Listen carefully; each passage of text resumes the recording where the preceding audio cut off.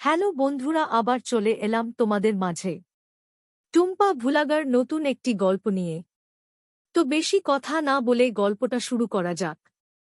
আমার মা প্রতিদিন আমায় 2.5 ঘন্টা করে বাথরুমে বন্ধ রাখত আর বলতো যে এভাবে তুমি তাড়াতাড়ি যুবতী হয়ে যাবে।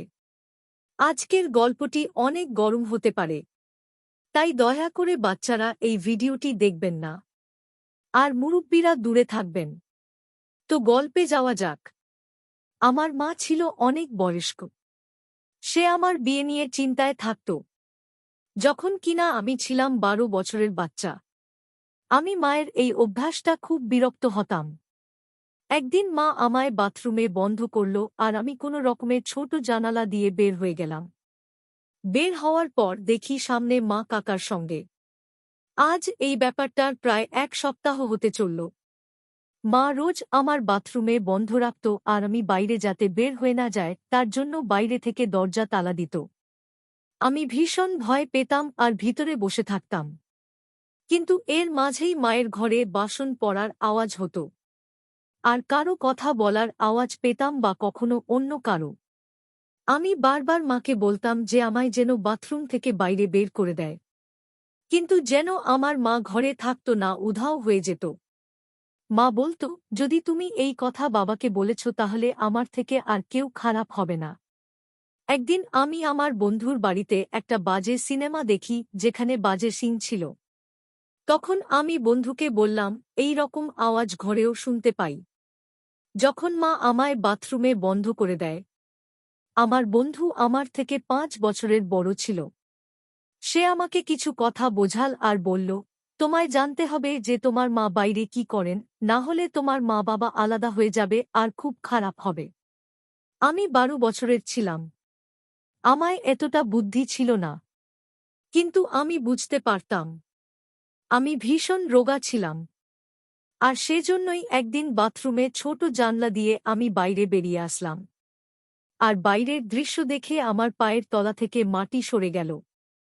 মাথায় হাত দিয়ে ফুঁপিয়ে ফুঁপিয়ে কাঁদতে লাগলাম, কেননা বাইরে আমার মা। আমার নাম সীমা। আমার বয়স 12 বছর ছিল। আমার বাবা একজন মোটা লোক ছিল, যখন কিনা আমার মা ভীষণ রোগা পাতলা ছিল আর ভীষণ সুন্দর ছিল। আমার বাবা এমন কাজ করত যে সপ্তাহে মাত্র একবারই বাড়ি আসত। আর যেদিন সে বাড়ি আসত সেই দিনটা হতো আমার জীবনের সবথেকে সুন্দর দিন, কেননা বাবা আমার জন্য সব সময় খেলনা নিয়ে আসত, আমার সাথে অনেকক্ষণ বসে কথা বলত, আর রাতের বেলা আমাকে গল্প শোনাত। সে বলত, তুমি এখন বড় হচ্ছ আর ছোট বাচ্চা নয়। এবার তোমাকে নিজের খেয়াল নিজেকেই রাখতে হবে, আর ঘরের কাজে মায়ের সঙ্গ দিতে হবে। আমি আমার বাবাকে ভীষণ ভালোবাসতাম।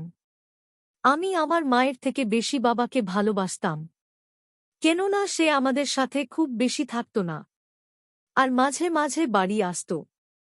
কিন্তু সে আমাকে কথা দিয়েছিল যে সে খুব তাড়াতাড়ি চাকরি ছেড়ে দেবে আর সব সময়ের জন্য আমাদের সাথে থাকবে।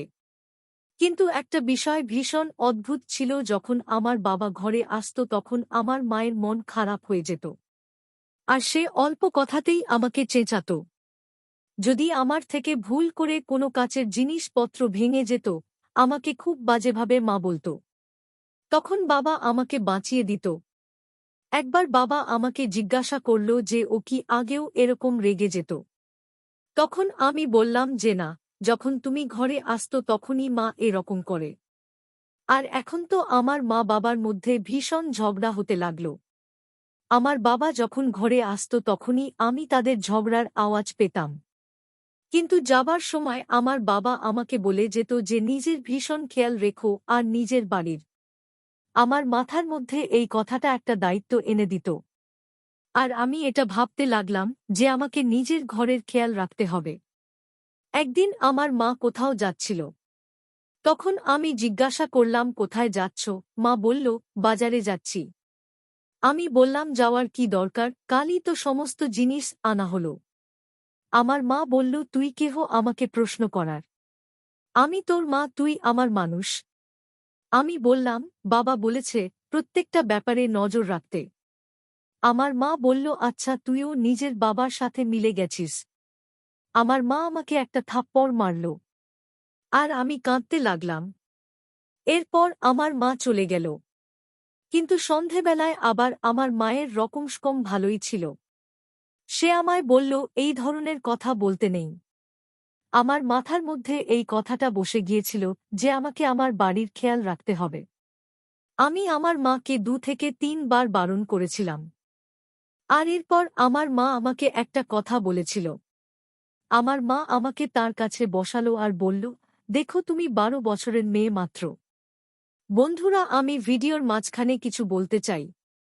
আমি তোমাদের জন্য অনেক কষ্ট করে ভিডিও বানাই, তোমরা যদি লাইক সাবস্ক্রাইব না করো তাহলে আমি উৎসাহ পাই না, তাই তোমরা লাইক ও সাবস্ক্রাইব করে দাও, যাতে পরের ভিডিও বানাতে উৎসাহ পায়। তো মূল ভিডিও যাওয়া যাক। আর আমি তোমার জন্য ভীষণ চিন্তা করি। আমি বললাম, কেন, চিন্তা করার কি কারণ? তখন সে বলতে লাগল, তুমি নিজের সাথে মিলিয়ে অন্যান্য মেয়েদের দেখো কত তাড়াতাড়ি তারা বড় হয়ে গেছে। আর তুমি এখনো পর্যন্ত বড় হয়নি। মায়ের কথা ঠিক ছিল।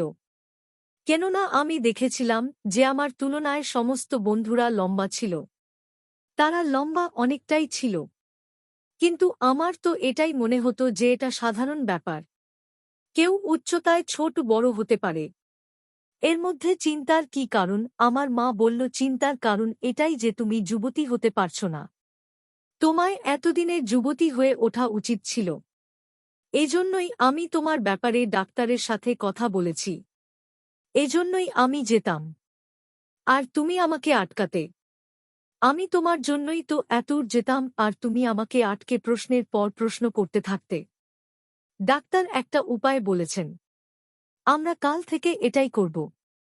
তারপর তুমি ও তোমার অন্য বন্ধুদের মতো তাড়াতাড়ি যুবতী হয়ে যাবে।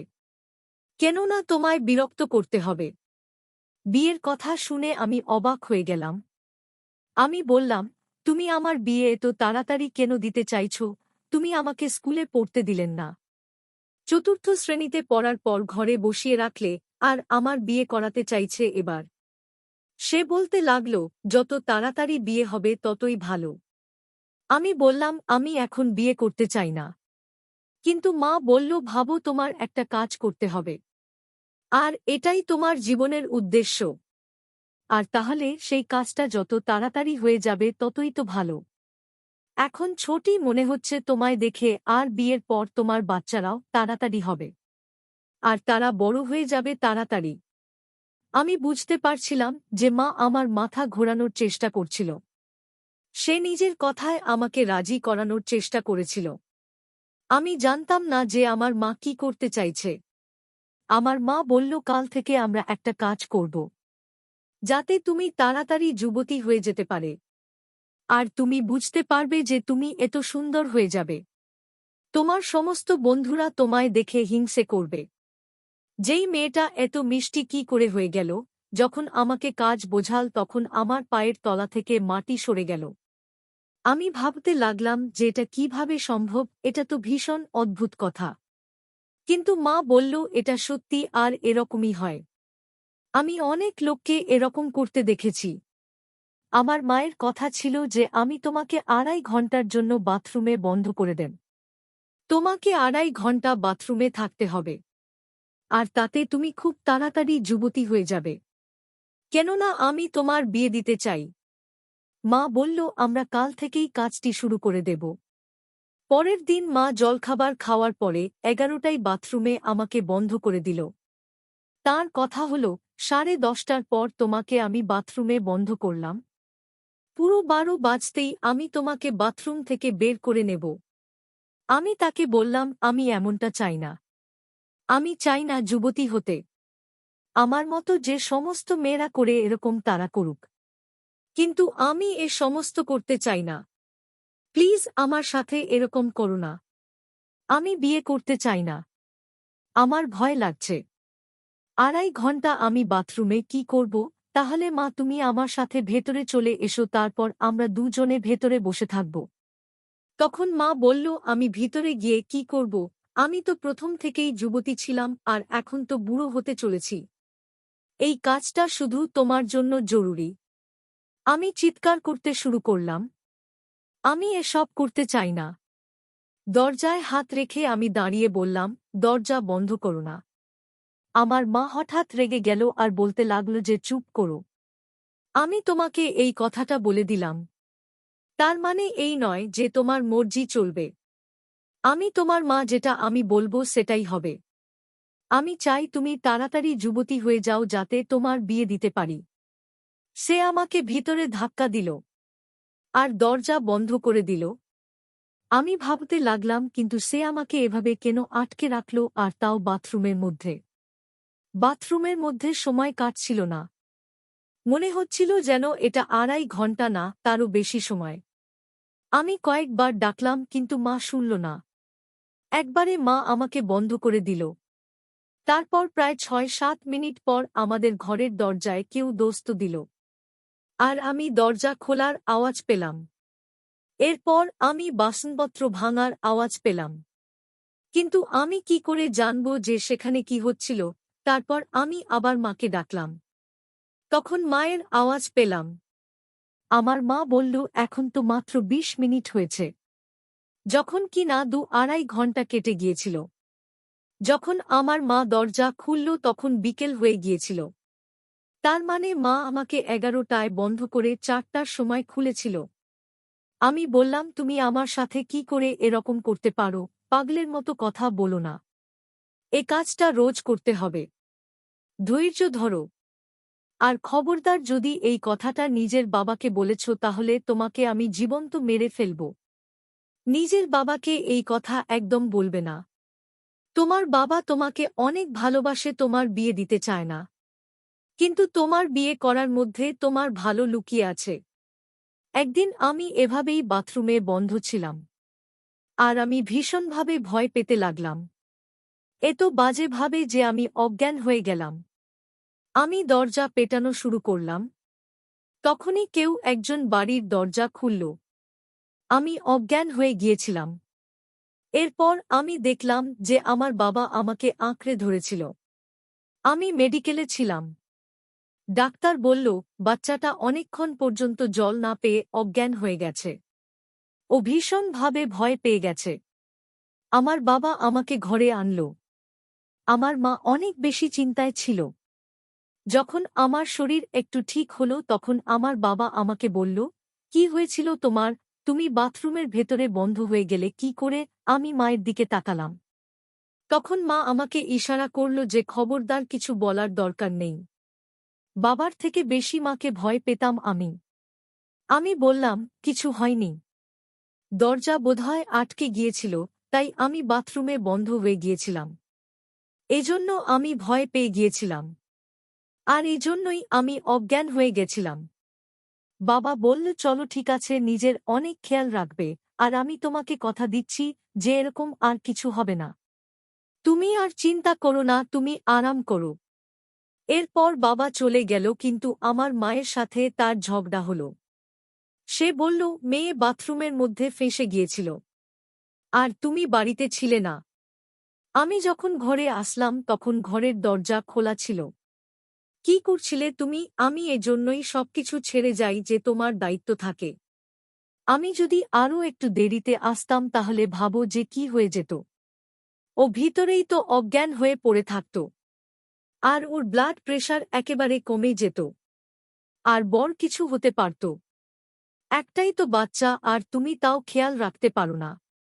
কি ধরনের মা তুমি? যদি তুমি কোথায় যাচ্ছিলে তাহলে ওকে ও তো সাথে নিয়ে যেতে পারতে। যাই হোক, তুমি যাচ্ছিলে তা কোথায়? বল, তুমি কি আনতে যাচ্ছিলেন? মা বলল, ঘরের জিনিসপত্র আনতে যাচ্ছিলাম। বাবা বলল, কিন্তু তোমার হাতে তো কিছুই ছিল না। আমার মা বলতে লাগল, আমার মন বদলে গেছিল আর আমি এজন্য বাড়িতে চলে এসেছিলাম। আমার মা এতটাই স্বাভাবিক ছিল যেন কিছুই হয়নি। আমার বাবা এমনিতে তো একদিনের জন্য আসত, কিন্তু পরের দিনও আমার বাবা থেকে গেল। আর আমাকে বাজারে নিয়ে গেল। বাজারে আমার নজর কাকুর উপরল। আমি বাবাকে বললাম, ওই দেখো কাকু যাচ্ছেন, চলো তাকে ডাকি। তখন বাবা বলল, দরকার নেই। আমি 4 বছর হয়ে গেল কথা বলি না। আমি জানতাম না যে বাবা তার সাথে কথা বলে না। বাবা আমাকে বলল, আমি ওর সাথে একদম কথা বলি না। সে আমার শত্রু। তুমিও কখনো তার সাথে কথা বলো না। যদি সে তোমার জন্য কিছু খাবার দাবার নিয়ে আসে তাহলে সেটাও তুমি খাবে না। আর নিজের মাকেও বারণ করবে। আমি আমার বাবাকে বললাম যে ঠিক আছে বাবা। আমার বাবা আমার সাথে ৩-৪ দিন থাকল। এর মধ্যে মা আমাকে কখনো বাথরুমে বন্ধ করেনি। আর তারপর বাবা চলে গেল। যতক্ষণ বাবা ঘরে ছিল আমার মা আমার সাথে খুব ভালো ব্যবহার করত।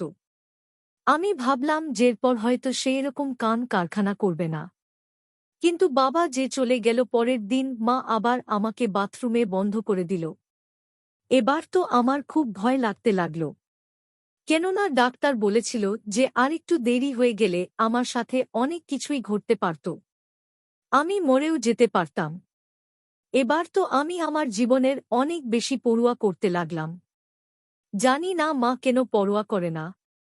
আমি লক্ষ্য করেছিলাম বাথরুমে একটা জানলার মতো ছিল আর সেটা বেশ বড় ছিল। সেখানে জাল লাগানো ছিল। আমি যদি সেই জালটাকে কেটে দিতে পারি তাহলে আমি সেই বাথরুম থেকে অনায়াসেই বেরোতে পারব। কিন্তু সেই জালটা কাটার জন্য আমার কিছু জিনিস দরকার। পরের দিন আমি আগে থেকেই বাথরুমে গিয়ে একটা ছোট চেয়ার রেখে দিয়েছিলাম যাতে তার উপর উঠে আমি ওই জানলা অবধি পৌঁছাতে পারি। পরের দিন না আমাকে বলল, চলো তোমাকে বাথরুমে বন্ধ করার সময় হয়ে গেছে। তখন আমি প্রথম থেকেই আমার পকেটে একটা কাঁচি রেখে দিয়েছিলাম যাতে আমি আরাম করে সেই ছুরি দিয়ে জালটাকে কেটে বাইরে বেরোতে পারি। এমনিতেও এই জালিটা ছিল অন্যদিকে। তাই মা দেখতেও পেত না। কেননা পিছনের দিকে একটা ছোট গলি ছিল যেখানে কাপড় ধোয়া হতো। আর ৮-১০ মিনিট যে হলো আমি কাঁচি আর ছুরির সাহায্য নিয়ে জালটা কাটতে লাগলাম। এই কাজটা করার সময় আমি যতটা ভেবেছিলাম তার থেকে অনেক বেশি সময় লেগে গেল। কেননা এই জালিটা ছিল লোহা দিয়ে বানানো। কিন্তু এমন নয় যে সেটা কাটা যাবে না। আমি বাইরে বেরিয়ে জানতে চাইছিলাম যে মা কি কাজ করে, আর যেটা করেছিল সেটা ভুল কিনা। এতদিন পর্যন্ত আমি বাথরুমে বন্ধ ছিলাম। মা বলেছিল তুমি তাড়াতাড়ি বড় হয়ে যাবে, যুবতী হয়ে যাবে। এই কথাটা আমার মাথায় আসলো যে এরকম কিছুই তো হয় না, হচ্ছে না, এই সমস্ত কিছু মিথ্যা। কেননা যদি এভাবে মেয়েরা যুবতী হয়ে যায় তো সব মেয়েরা এরকম করে না কেন। আমার এই সময় মাথায় বুদ্ধি খুব একটা বেশি ছিল না। কিন্তু আমি এটা অবশ্যই জানতাম কিছু গণ্ডগোল অবশ্যই বাড়িতে হচ্ছে। আমার মা আমাকে বাথরুমে বন্ধ করে ঘর থেকে বেরিয়ে যেত অথবা ঘরে কাউকে ডেকে নিত। কেননা আমি কারোর আওয়াজ পেতাম। এমন মনে হতো ঘরে কয়েকজন লোক রয়েছে। সোয়া ঘণ্টায় মেহনতের পর আমি সেই জালিটা ভেঙে ফেললাম। আর তারপর আমি বাইরে গেলাম।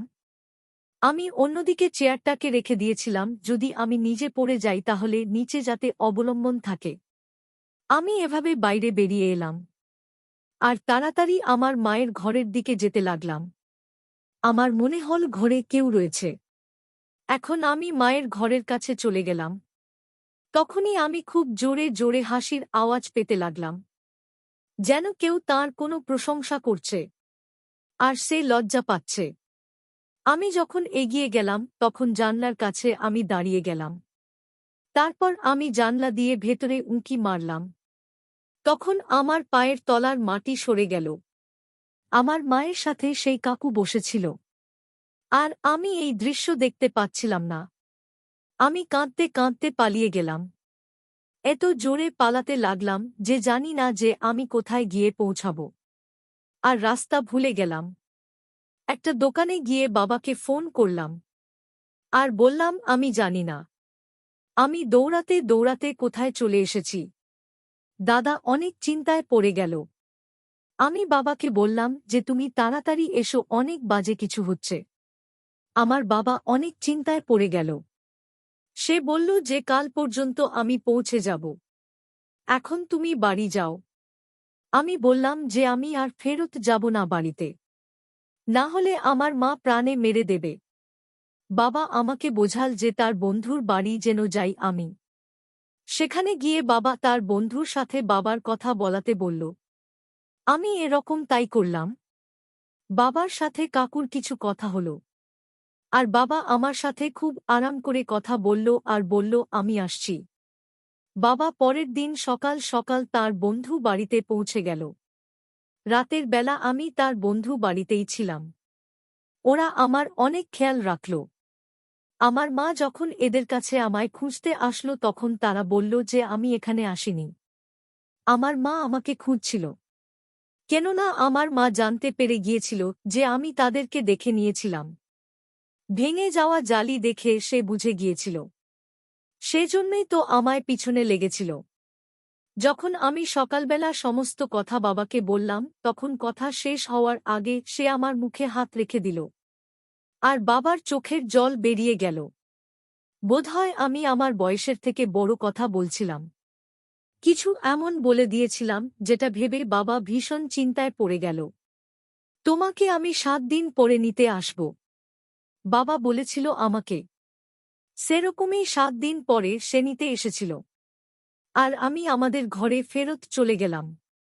কিন্তু আমাদের বাড়িতে আমার মা ছিল না। আমার বাবা আমাকে বলল যে তোমার মা এখন থেকে তোমার সাথে থাকবে না। হতে পারে সে কখনো কখনো তোমার সাথে দেখা করতে আসতে পারে। কিন্তু এখন আমি তোমার সাথে সব সময় থাকব। আমি তোমাকে ছেড়ে কোথাও যাব না। আমি আমার বাবাকে গলা জড়িয়ে ধরলাম। আমি বুঝতে পারলাম যে আমার বাবা আমার মাকে ছেড়ে দিয়েছে। তখন থেকে আমার বাবাই আমার সাথে রয়ে গেছে। আর আমার বয়স আজ 20 বছর হয়ে গেল আর এখন আমার বাবা আমার জন্য সম্বন্ধ খুঁজছে। কিন্তু মা আর দ্বিতীয়বার দেখা করতে আসেননি। সে কোথায় গেছে এ ব্যাপারে আমি কিছুই জানতাম না। আর না জানতে চাইতাম। তো বন্ধুরা, এইরকম মা যেন কারো কপালে না জোটে। কারণ মায়ের অমূল্য সম্পদ, যার মানে তার কিছুই নেই। তাই বলবো সবার জীবনে যেন সবাই একটা ভালো মা উপহার পায়। আজকের গল্পটি এই পর্যন্ত, আশা করি সবার ভালো লেগেছে। এরকম সুন্দর রোমান্টিক গল্প পেতে আমাদের চ্যানেলটি সাবস্ক্রাইব করতে পারেন। আর ভিডিওটি শেষ পর্যন্ত দেখার জন্য সবাইকে অসংখ্য ধন্যবাদ।